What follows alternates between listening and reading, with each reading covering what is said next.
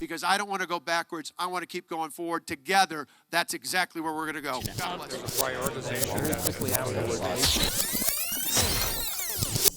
This is Rewind. I'm Sean Johnson in for Steve Walters. And I'm J.R. Ross. JR, I think Steve's going to have quite a bit to review from this past week, one of those busy weeks in the legislature. Picked a good week to be off. Yeah, much. right. So they're getting all geared up for this upcoming floor period, especially the Assembly. You had a couple big bills that they've been talking about for a while. Finally got a hearing. Let's talk about the Government Accountability Board bill first. So this is going to, I think it's safe to say that the Government Accountability Board, as we know it now, that's going to be gone. That was probably the best show in town this week. If you're a political junkie, I was watching Kevin Kennedy get grilled for 2 hours by members of the Assembly and Senate campaign committees. I mean, you can really see a divide in the parties of how they view Kennedy and the GAB, right? For Republicans, this guy is an arrogant bureaucrat who's lost touch with reality, saying that they do a damn good job, to quote Kennedy, in overseeing elections. To Democrats, you guys like, look, this guy is being persecuted by partisan witch hunt. Go down swinging, you know, stick it to him, Kevin, kind of thing. So, but that was kind of the show, if you will. But the nitty gritty is we're going to have a vote in the Assembly next week on the overhaul of the GAB bill. They've had to massage it several times to get back the intent of what the authors intended. That includes things like it will be a 6-member commission. At one time, they'd written a way that the Democratic and Republican parties both got to pick as well to make it an 8-member commission, maybe 9 if a third party got 10% in a gubernatorial election. Now it's back to 6. They've made sure the picks are going to be balanced. And for backers, they're saying, look, we've tried the quote-unquote nonpartisan approach, but these Dems keep talking about the partisan background, the appointees of the GAB right now, who are all happy to be Republicans. It's not a true nonpartisan board. Let's not kid ourselves. Let's try and go for the FEC model and be 3-3 that requires consensus for any decision going forward and do it that way. And it's clear they've got the votes. The Republicans, if you look at a lot of these things too, the campaign finance rewrite, the John Doe changes, the GAB, they all reflect conservative frustrations with the John Doe investigations of Governor Walker and his aides, their frustration with the GAB over the recall process, their frustration with the recall process where if you donated to a Republican, you know, they looked at what business you belong to and they would boycott those businesses if you're an opponent of, you know, candidate X. It's all reflections of this frustration building for 4 years of they feel that they've been wronged and it's been a bias system against them. So before we move on, we got to talk about that exchange between Kevin Kennedy and Senator Chris Kapenga there. You've covered Kevin Kennedy quite a number of years. Do you ever remember him? No. So just to backtrack, Chris Kapenga was asking about Lois Lerner. Yes. So this is the IRS official, controversial IRS official in charge of auditing many of these conservative, tax-exempt conservative groups. Conservatives don't like her. Emails come out in the Wall Street Journal editorial page showing that she's friends with Kevin Kennedy. Chris Kapenga asks about that, and Kevin Kennedy says, seriously, have you no decency? Calls it McCarthy-esque. He eventually did answer the question, though. It was a pretty awkward moment in the hearing. Well, for Kevin, from his perspective, he's answered this question before. If you go back and look at news coverage, I mean, we've all written stories about these emails came out, the Wall Street Journal editorial page, and by the way, through the editorial page, not through the front page of the paper, which has been kind of interesting to watch. But they came out, and Kevin said, it's a professional relationship. I've known this person for 25 years or something like that. We've developed a personal friendship outside of the professional relationship, but there's nothing more than that. Conservatives, though, see like the conspiracy of, okay, there's something going on here where these groups, these government agencies are out to kind of investigate us, to kind of cause us grief. There's something going on.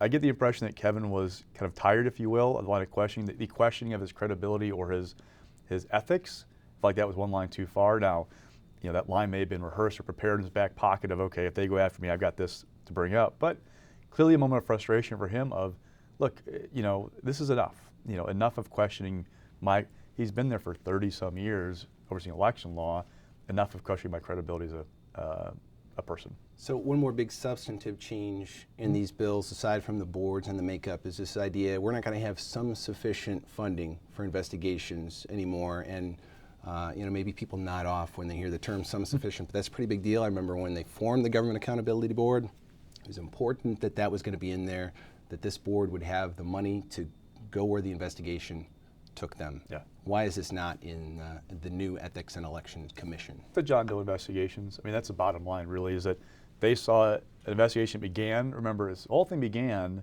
back in 2010, I think it was, because then County Executive Scott Walker's office notified the DA in Milwaukee County that there's some money missing from this kind of veterans program. That turned from that to there's something else going on, to something else going on, and it kept expanding and expanding, expanding. Then, when John Doe 1 ended, there were some loose strings, became John Doe 2. For Republicans, it's been a never-ending investigation with no check and balance, if you will. So for Democrats this week, it's like, look, you guys are trying to take the teeth out of the agency by essentially giving the Joint Finance Committee oversight of investigations. If for example, you have a committee that's controlled by one party, like right now you have 12 Republicans and 4 Democrats, if they have an inkling that that investigation is about a Republican, would they shut it down? Now that's a hypothetical we may not ever have to deal with, if you will. But they're saying, look, you're trying to give lawmakers, the people being overseen by the overseer, you're giving them oversight of the overseers, if you will. That's kind of a little bit odd situation. Republicans say, look, no, they just have to come back and prove they need the money. You know, the blank check is over. Let's kind of get some rein in, some sanity, if you will, what's happening with this process. Okay, so about 7 hours into that hearing on the GAB, they got to this major rewrite of Wisconsin's campaign finance laws, the likes of which we haven't seen in decades. Huge changes there. Run through a few of them. Well, the bottom line is they're taking a lot of the court decisions from the last 4, 5, 6 years that have gutted Wisconsin's campaign finance laws and putting those decisions into statute. Now, what's interesting about this is there may be few things in the Capitol more partisan or more sensitive from a partisan nature than campaign finance law. Because if you have one side saying, well, you're doing this all on your own, you're making it fair toward you and unfair toward us. And right now you don't have a bipartisan support for this bill. What Robin Voss and Scott Fitzgerald, the 2 leaders of both houses, proposed are, the big highlights are doubling the campaign contribution limits. Everybody, they haven't changed since the 1970s when they were set. Obviously things have gone up, the costs have gone up since then. They are allowing corporate contributions to political parties in limited amounts. That's something new. They're codifying laws that, you know, there are no more limits on what you can take from a PAC, for example, an aggregate limit. Now, you still have a limit of per PAC of X dollars, but before, if you took enough money from various PACs, you were cut off. That was enough. You only so much PAC money. That's gone. The court decision that set that down. So they're codifying these things. But a big change that happened in this amendment that came up yesterday, which was 167 lines of changes that was released about 12:30. They voted on it 4 hours later, include things like, for as long as I've been covering politics in Wisconsin, if you gave at least, I believe, $100 or $200, I can't remember which one it is all of a sudden, you had to list not only your occupation, but who you worked for. That would pull that requirement away unless you only have to report your occupation. The idea being, if I work for wispolitics.com and I gave money to Sean Johnson for governor, why does my employer matter? You know, in Republicans' minds, I'm an individual giving money on my own. It's not my employer's money. What's it matter? Well, for Democrats, they're saying, look, we use that to know what industries are trying to influence things or what might be happening that they're trying to put pressure on stuff. So it's a change in approach from what we've been used to in Wisconsin for years. And also codified in that is that big state Supreme Court decision that stemmed from John Doe 2, written by Justice GABville, that really cleared the way for coordination between interest groups and candidates, as long as they don't use some of these magic words of express advocacy. So what is that going to mean tangibly in an election? What can these interest groups do now with campaigns, candidates? Well, the question is, one, what can they do? And two is, who's going to take advantage of it? I get the impression that for a lot of candidates, they don't want to kind of touch that third rail just yet and see how it goes. I don't expect to be overt, you know, like arm in arm, I'm candidate J.R. Ross, this is interest group A, B, and C. We're going to go together in this campaign and work together, at least overtly. I'm sure there's going to be stuff behind the scenes, but there's still some, I don't know, like hesitancy of, I'm not quite sure how this is going to work or play for me. But that is definitely going to be something to watch going forward is, well, what changes? If you look at John Doe 2, what they were doing was Governor Walker's conservative groups, they had overlaps. They had a guy who was working for Governor Walker's campaign and also who was working for a third party. That apparently is okay now. That third party is directing kind of, you know, here's how I marshal resources. Well, that's a huge change from before.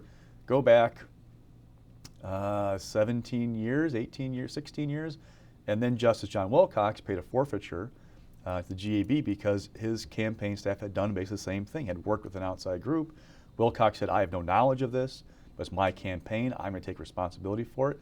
That then was a no-no. All of a sudden now it's allowed. Okay, so if somebody does break the ice someday, you would have potential for this money to go unreported to these groups, and they can work with the campaigns. Candidate Smith can say, look, I'm really pushing my campaign the idea of a tax cut. If you guys would go out and promote the tax cut, that'd be great. Okay. And it's issue heavy. It's not talking about, elect me or oppose me, but it's part of my campaign is I want a tax cut. You promote the tax cut. We're all good to go. Okay, so this wasn't in committee this week, but let's talk real quick about this John Doe bill that's also going to be on the Assembly calendar next week, the 2-day Assembly calendar. What's in this bill? What changes would it make to what we have right now with somewhat obscure John Doe law? Adds all kinds of new layers of oversight, if you will.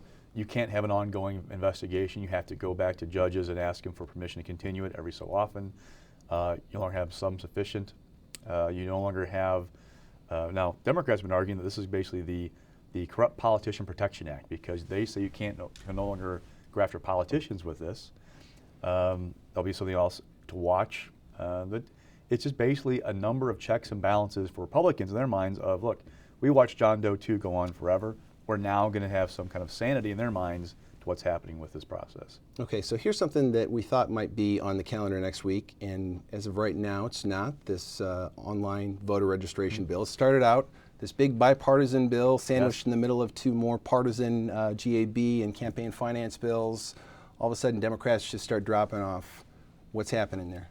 Well, the bill has, so online voter registration is something that Dems like, but it also includes elimination of what are called special registration deputies. So if I'm Group J.R. Ross and I want to go out to a neighborhood in Madison where I live and register people to vote, I can do that. You can go out and help them get registered and everything else.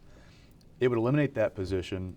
Republicans have been unhappy with that. If you go back to the Acorn controversies, things like that, they feel like there's some funny business going on, that they're registering people who aren't really eligible to vote or are fake people just turning in cards, is rife for fraud, you're adding names to the rolls, all these kinds of things. It gets rid of them. Democrats are saying, well, okay, we were working on the bill. We knew this was in there. We're trying to massage it or kind of find some kind of compromise. You guys dropped it Friday afternoon. Here it is with this provision in it, and that blew things up for them. Now Republicans are kind of going, wait a second.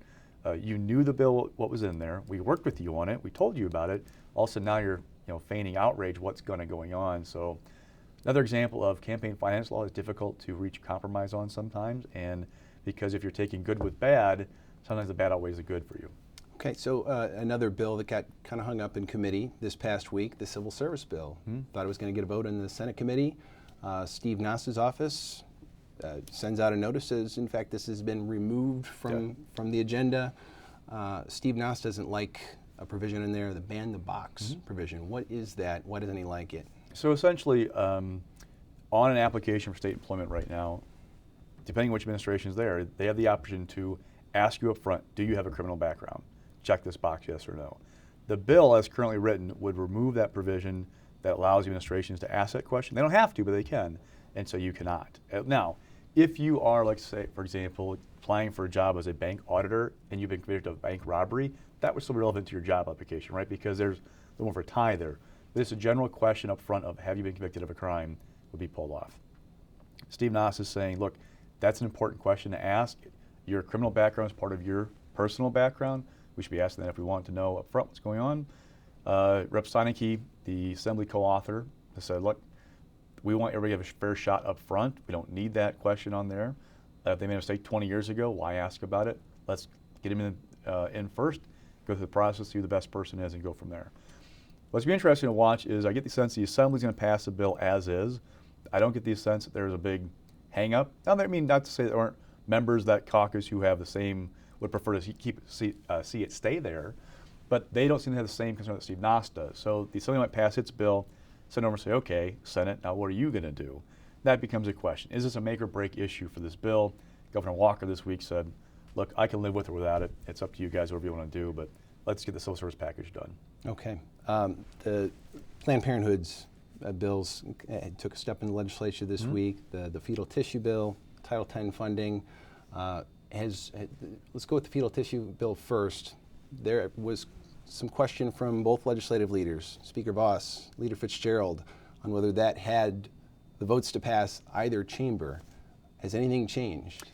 Last I've heard, for this like almost a month, I think, but Speaker Voss appointed 3 members of his caucus to try and work out a compromise, if you will, because the question is about the impact on research at UW-Madison, other UW campuses as well, but especially at Madison, of what would this do to the research being done there? Would it undercut the bioscience industry in Wisconsin? So these guys are going to work out a compromise, but you have a dedicated group of people in the Assembly who want the bill as is. So where do they find some kind of deal? I get the sense that they'll let the Assembly go first, try to have them find the compromise, and some of the Senate and try and pass it that way. But right now, it's still kind of on hold. Okay, and this didn't get a hearing this week or a vote, but there was a bill introduced this week called the Campus Carry Act, which may have gotten more attention than anything we've talked about so far. Would essentially lift any kind of ban on concealed weapons at college campuses. You could carry them into classrooms. Why are the authors? Who are the authors? First of all, what are they saying they're pushing this? Rep. Jesse Kramer and Senator Devin LeMahieu pushed the bill. Basically, it's in the wake of the latest campus shooting in Oregon, saying that these gun-free zones are kind of a magnet for people who can do harm. We need to stop preventing people from expressing their Second Amendment rights and allowing them, if they have a permit, to carry a concealed weapon. Now, it reflects a divide philosophically between the two sides of, is it better to have more guns to protect yourself or to try and keep guns out of the classroom, away from these situations? I get the impression, talking to people this week, that bill is not quite on message for Republicans right now. I mean, yes, I think there are a number of Republicans in the legislature who agree with that philosophically, who do believe that, yes, you should be able to carry a gun into a classroom for your personal safety if you have a concealed carry permit. End of story. But right now, Republicans want to pass the fetal tissue bill, GAB reform, campaign finance reform, John Doe reform, all these things that are their fall agenda, if you will, civil service package. They would knock these things out and then come back next spring, January, February, and knock out kind of like more, if you will, swing voter friendly bills and then go home. They really don't want to be taking up controversial stuff in January, February and having the last memory for the voters of this big fight over concealed carry on campuses or things like that. They want to knock this stuff out earlier rather than later. It's a little off message for them right now for what they want to send to voters before they go back to polls next fall. All right. Jerry, we've got a lot of campaign news to talk about for October of an off year here. Start with the governor. I mean, it's been almost a month now since he got out of the presidential race, and he kind of ripped the Band-Aid off there, right? It wasn't going well. He got out. Hasn't really talked about it since.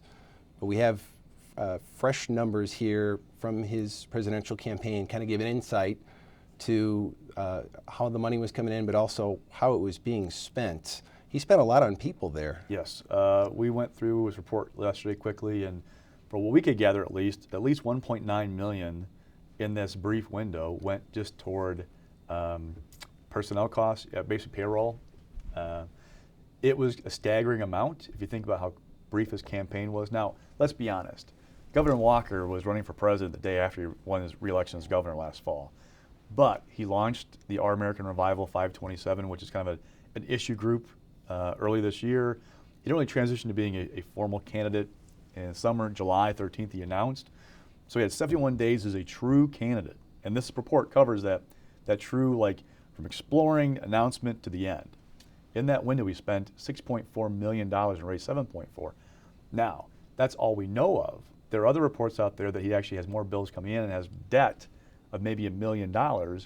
So, oh, by the way, how do you pay that off when you've already closed down the campaign, aren't running anymore? Where do you raise that money? And oh, by the way, you're under these contribution limits of $2,700 per donor. How do you pay off $1 million, $2,700 at a time? You're not running for president anymore. It's really a difficult situation for him financially, even though let's be honest, he has been the best fundraiser we've ever seen in Wisconsin. How do you raise money for something like this? Yeah, right. So we've been hearing this week about how the $10,000 contribution limit to the Wisconsin governor is antiquated. And you have $2,700 a pop. He can't just get a check from a major donor to clear things up at the federal level. So. Yeah, and when the campaign imploded, there are all these kind of postmortems about like the questions of staffing. Did he need so many people? We went through and counted. I think we had like 86 people who were on the payroll that we could count, that were obvious folks with a payroll line and the reason for they were paid. 86 people were on the payroll. That was a story about it was too bloated. Rick Wiley is campaign manager, Kirsten Kukowski is chief spokesperson. They were on pace to make like $200,000 each a year. is that maybe excessive? I mean, there's all these questions of why was he spending so much money so quickly? Now, from the other perspective, Scott Walker went from being this unknown to the front runner in the blink of an eye. And so they kind of staffed him up to be the front runner, to project that that air image, of, right? hey, we're the top dog, but it ended up biting him in the end, and now he's got to pay it off somehow. Kind of puts last Friday's news drop in some new light. The governor released his security costs for the first half of this year, $125,000 through the end of June, about $67,000 of which had not yet been repaid to the state. Now, he does not by law have to repay that to the state. But he said pretty clearly that's going to get repaid. He said it again, it's going to get repaid. If he's facing debts of upwards of $1 million, as has been reported, he has to deal with that.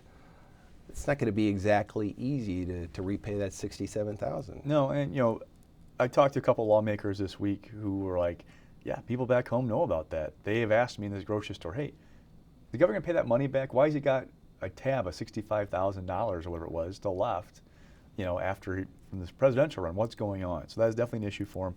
Governor Walker he's kind of like in the hangover period, if you will, of his presidential campaign, where he needs this stuff to get behind him so he move on back to the job of being governor, but these keep popping up and reminding people of the failures of his campaign for the presidency.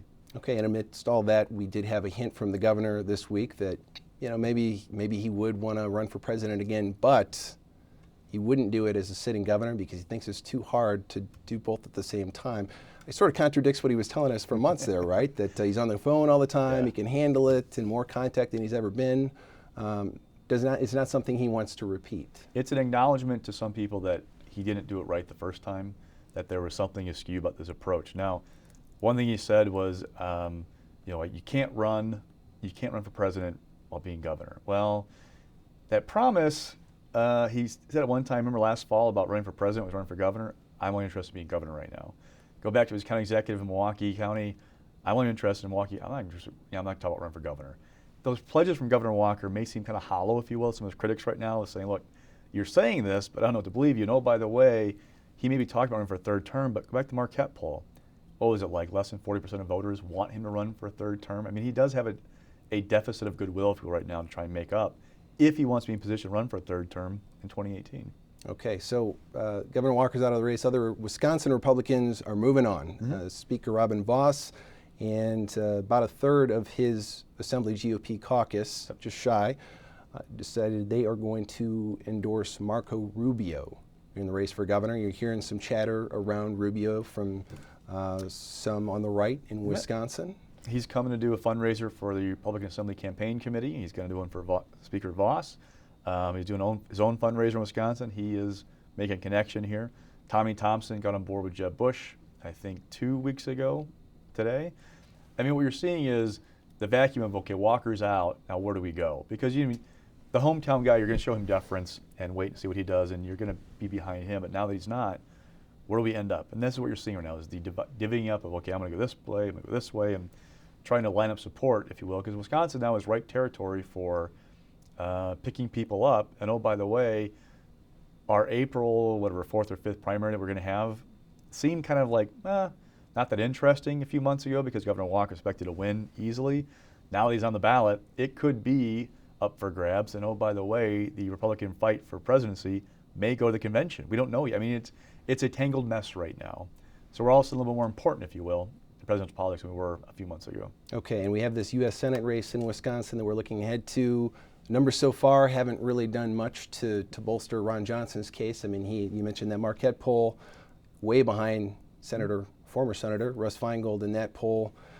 Fundraising numbers out this week are not so good for Ron Johnson. No, he raised about $1 million less, had about the same money cash in. Now, we haven't seen final numbers, so I'm saying about the cash on hand because they say it's 3.5 to 3.4. We'll wait till the actual numbers come in. But anyway, he's about $1 million behind fundraising-wise.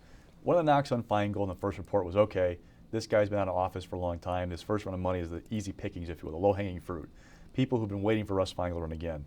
The fact that he pretty much matched that number from the first 6 weeks again in this quarter, especially over the summer, kind of a sign to supporters of there is some right picking to do, if you will, for Russ Feingold with these low dollars or small dollar donors. Ron Johnson, look, his number is nothing to laugh at. It's still better than the number of Republicans who are running for Senate right now, re-election, but it's never going to be outraised by your opponent, and there's an issue there. Now, let's be honest as well. The question becomes, how will third parties engage in this campaign starting next year? If third parties come in heavy, they can help out a candidate who's trailing his opponent fundraising-wise. But Ron Johnson has to prove that he is a viable candidate with good resources to make it be a good investment, if you will, with outside groups. If he starts falling more behind Feingold money-wise, it's harder to make that case. That would be more of a warning sign for him. So give him another period to see how he's doing if he picks back up, but this is not the best number, if you will, for Ron Johnson. Okay, and meanwhile, another Wisconsin Republican could be, I don't know, the Speaker of the United States House of Representatives. So Paul Ryan has said no in pretty much every way imaginable now. When Boehner dropped out, he said, no way, I'm not going to do it. Boehner's heir apparent drops out of the race, Kevin McCarthy. How many times has Paul Ryan said, no, I'm still not interested? And yet here we are talking about him, and a lot of people think that eventually the party's going to rally around him. Do we know anything more there? No, I mean, just watch the news out of D.C. It seems like he is taking time to think about it. It's fascinating to watch the establishment talk about Paul Ryan as the only guy who can do the job. Mm-hmm. But then you see like these outside groups, these conservative groups who are tearing apart Paul Ryan as being not conservative enough. I mean, he was a hero a few years ago, wasn't he? A few years ago, yes. And what's interesting to watch is talking to people this week, it's the epitome of dysfunction, if you will, of D.C., that here's a guy who, by one measure I saw this week, would be the most conservative speaker that the country has seen in modern times, is not pure enough. And that's really what's become about in politics, is how pure are you? And for these 40 or so members in the House Freedom Caucus, they want somebody pure. And they have enough people to cause problems that how do you deal with that wing of the party and get things done? I read one report that talked about Ryan would be open to doing it if he can get these guys in this caucus to be behind him and not cause him problems, if you will. And they're saying, no, we want promise. We want to have a bottom-up approach. We want to have more say when it goes to the floor. We want to have our priorities get some preference. And oh, by the way, now you have people like Steve King in Iowa saying, well, Paul Ryan's pro-amnesty. He's not strong enough on immigration. We can't have that. It's fascinating to watch Paul Ryan having his credentials questioned by people. And so obvious downsides to Paul Ryan, too, is he gets in all this goodwill that he has now as Ways and Means chair. Prior to that, the budget chair. That's going to go away pretty fast because he's going to start burning some of those bridges just to... Well, he's got his dream, talked about this as his dream job, right? To be Ways and Means chair. And if he wants to be president, Ryan, someday... That speakership is not the best place to run for presidency. Ooh. I think we've had one be the nominee in 140 years, 150, something like that. I can't remember what the next number is, but it's been a long time since you've had a speaker be the nominee for president. It's not the best place to run from. You have to be on the trail constantly raising money for members. Paul Ryan has a young family. If you look at his calendar, he kind of comes home every weekend to be with his kids, to go to their games, to go hunting with them. He posts pictures on Twitter all the time of him with his kids in a bow, out in camouflage. He does not strike the figure of a guy who wants to be part of the D.C. game, constant grind, if you will, which is also part of the reason why he didn't run for president, this year. He didn't want to be in that right now. It's an interesting dynamic of he's the only guy who can do the job, but there's no upside for him either personally or politically right now to do it. All right, let's get to your stock report here, Right. JR. Rising. The Lake Superior Chippewa. We've been talking about night hunting of deer in Wisconsin for about 25 years. And we finally got a decision from Judge Crabb this week that basically paves the way for the hunt to go forward. Now, this court case has played out off and on for a long time. The Chippewa went back to court in 2012, I think it was, and began this process anew. The Supreme Court this spring refused to hear the appeal of a decision by the 7th Circuit Court of Appeals that basically paved the way again for this to happen. So Crabb's ruling says, okay, here are the rules. You've met these criteria. November 1, you're good to go. Now, that's a win for them, but really this is not about just night hunting deer. It's also about this strained relationship we have in Wisconsin between the state government and the tribes, Native American tribes in the state. You look at the wolf hunt. There are tribes who view the wolf as like a brother, and killing one is like killing a brother. You have the mine in northern Wisconsin that irritated some tribes because they felt like that was a threat to their land, the purity of the land, the resources that they had. You have gaming issues that have been in tension for a while. It's all culminating in things like pushing for night deer hunt, walleye bag limits. Go back this spring. You've had a controversy where the tribes up north in ceded territory, which is basically the northern third of the state, have set their spearfishing limits a little bit high, which leaves fewer fish for other anglers to take. I mean, it's a tension, if you will, of we're not happy with what you're doing, state of Wisconsin, and we're showing you this is a little bit of the undercurrent, if you will, the tension between us going on. All right. Mixed. Chris Larson. So, not a lot of tension this week, but he's running for county executive in Milwaukee County. It's interesting. Milwaukee County is obviously a very Democratic county in Wisconsin, right? I mean, this is one of the biggest sources of Democratic voters in fall elections. In spring elections, though, it's not quite so deep blue. I mean, Scott Walker won re-election there twice. He won during the controversy over the pension scandal in Milwaukee County, but won re-election twice. Rebecca Bradley, now Supreme Court Justice Rebecca Bradley, very conservative jurist, won retention for her seat. It does have a purple, even maybe a little red hues, if you will, in spring elections. So Chris Abele has not had a lot of fans, if you will, at times, the progressive wing of the Democratic Party in Milwaukee County. But for Larson, you can't just win the Democrats come spring. You have to have like some kind of coalition of a big enough tent to counter the Abele coalition of probably Republicans, probably moderates, and some Democrats. And oh, by the way, Abele has very deep pockets. He can kind of overwhelm Larson, if you will, when it comes to resources. Now, interesting dynamic for Milwaukee County next spring. You have a county executives race, a mayoral race, a Supreme Court race, all the local offices, and oh, by the way, we have presidential primaries coming up in April. Might that change the dynamic in the electorate and help Larson a little bit? I mean, it's a very convoluted path right now for him to beat Abele, and he's definitely the underdog going in. All right. And falling. Scott Walker. I mean, the hangover continues his presidential campaign. Walker is doing what he needs to do to get back out there. He's got 2 stops today. He's touring the state. He is reconnecting, talking about manufacturing. He's got good news. There's a surplus for the budget. Unemployment is down. But all these things are being upended by the hangover of the campaign where, oh, by the way, Governor, you still owe money for security costs. Oh, by the way, your presidential campaign is maybe $1 million in the hole. Your poll numbers aren't very good. He needs to get out underneath of these bad headlines, if you will, and get back to being governor, get a couple of policy wins under his belt, have an agenda. And here's a big question going forward for Scott Walker. He's talked about running for election in 2018. Does he chart a path where he is trying to win back those moderates who, let's face it, Wisconsin is a blue-leaning state, but not so much in off years, but Governor Walker has done a very good job of connecting with those moderate voters, swing voters, and winning by decent margins. Does he aim to reconnect with them for a 2018 bid, or does he chart a conservative path, keeping in mind a future presidential bid and the primary voters in Iowa and New Hampshire he's trying to connect with the last 8 months? Which path does he take, and how is he doing that, achieving that? Busy week ahead, busy week behind us. Thanks a lot, JR. This has been Rewind. I'm Sean Johnson. And I'm J.R. Ross.